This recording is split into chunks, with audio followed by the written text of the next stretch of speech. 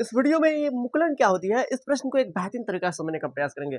कई बार आपके board exam में, चाहे वो 12th का बोर्ड एग्जाम हो या किसी अन्य एग्जाम क्यों ना हो, यहाँ से क्वेश्चन बनता ही है। कई बार आपके बोर्ड एग्जाम में पूछ लेता है कि हाइड्रा में प्रजनन की विधि है तो मुकुलन, इष्ट में प्रजनन की विधि है तो मुकुलन। तो आखिरकार ये मुकुलन क्या होती है, इसको भी एक बेहतरीन तरीका से समझने का प्रयास करते हैं। देखिए बाबू, यहाँ पे जो लिखे है उसको तो समझना ही है, और इसके साथ ही साथ हम जो यहाँ पे आपको समझा रहे हैं, अगर बाय चांस आपको ये याद नहीं रहे तो उस स्थिति में हमारे समझे हुए बात को लिख के आ जाइएगा, आपको अंक नहीं कटेगा। देखिए, जब हाइड्रा परिपक्व हो जाता है ना, जिस तरह से एक इंसान जब परिपक्व हो जाता है, बड़ा हो जाता है, तो अपने माता पिता को जनरली क्या करता है, छोड़ देता है, आप बीवी बच्चों के साथ भाग जाता है यहाँ से। ठीक उसी तरह से दूसरे जीवों में भी इसी तरह की बात देखी गई है। जब कोई हाइड्रा परिपक्व हो जाता है तो उस दिन क्या होता है, उसी हाइड्रा के शरीर में एक उभार देखने को मिलती है, जिसे हम लोग क्या कहते हैं, मुकुल कहते हैं। और यही मुकुल आगे चलकर क्या करते हैं, एक संतति का रूप ले लेती है।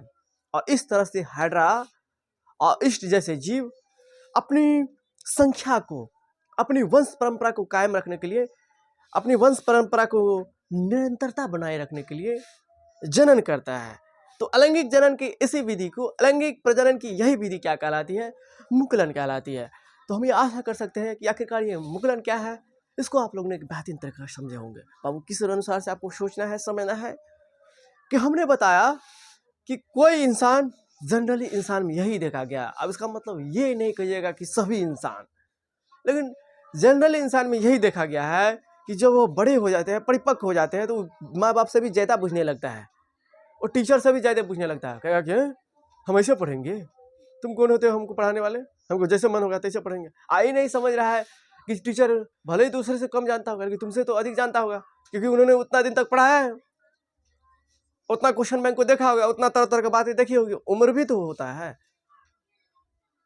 उम्र भी जरूरी नहीं है सारी बातें आपको किताब ही सिखा दे, कुछ बात आपको परिस्थितियाँ भी सिखा देती है, कुछ बात धीरे धीरे ढलते उम्र भी सिखा देती है ना।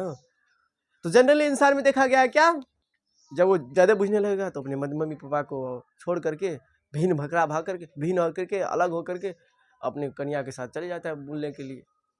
तो वही बात हाइड्रा के अंदर में भी देखने को मिलती है।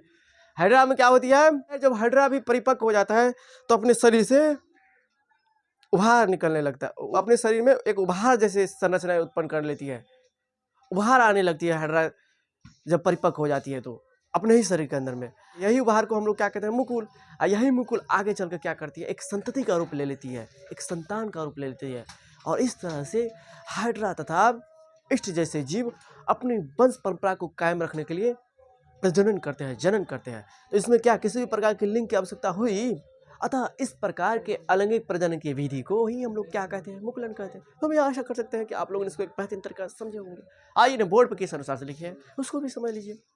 हाइड्रा में कोशिकाओं के नियमित विभाजन के कारण एक स्थान पर उभार विकसित हो जाता है।